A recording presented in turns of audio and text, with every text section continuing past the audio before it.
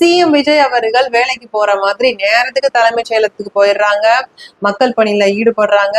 மதியானம் வீட்டுல இருந்தே சாப்பாடை டிஃபன் பாக்ஸ்ல கட்டிட்டு போயிட்டு அந்த நேரத்தையும் மிச்சப்படுத்தி அவருடைய டேபிள்ல எளிமையான முறையில உட்காந்து சாப்பிடுறாங்க. அப்புறம் 14 வயது சிறுமி ஒருத்தவங்க சோசியல் மீடியால விஜய் அவர்களை டேக் பண்ணி நீங்க உங்களுடைய சேர்ல உள்ள வெள்ளை துணியை அகற்றுங்க, அது ஆதிக்க மனநிலையை காட்டுது அப்படின்னு போடுறாங்க.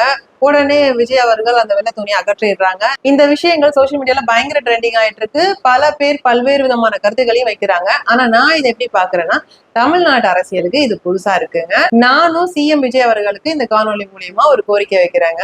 சிஎம் விஜய் அவர்களுடைய வீட்டுல இருந்து தலைமைச் செயலகத்துக்கு 17 கிலோமீட்டர் தூரம், அவருடைய பாதுகாப்பை உறுதி செய்ய 500க்கும் மேற்பட்ட காவலர்களை பணியில ஈடுபடுத்தி அவர் பயணிக்கிறாரு.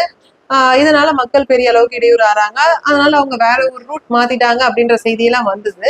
ஆனா இதெல்லாம் விட ஒரு பெட்டர் சொல்யூஷன் என்னவா இருக்கும்னா, எப்படி கவர்னர் மாளிகைன்னு ஒண்ணு இருக்கோ அதே மாதிரி தலைமைச் செயலகத்துக்கு பக்கத்துல முதல்வர் மாளிகை அப்படின்னு ஒண்ணு பொதுவா கட்டினா பணி சுமை குறையும், நேரம் மிச்சமாகும், மக்களுக்கும் இடையூறு வராது.